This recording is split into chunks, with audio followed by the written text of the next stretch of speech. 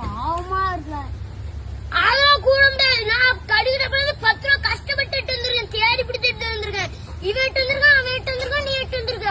10 ரூபா போட்டானா பாவமா அழுதாம அப்ப நீ வேலையை போ, அவனு வர சொல்லி அது சார் நீ வாழ அப்படி வேலையை போ. அவனு வரையும் கூடாது சொல்லிட்டேன். அது நீ வாழ பாத்து அடிச்சு விடுவோம்ல இன்னும் வெளியே போ. அவனுக்கு தான் அவன் வரட்டா போகும். அது நீ வெளியே போ, நீ வாழ நான் போகணும்.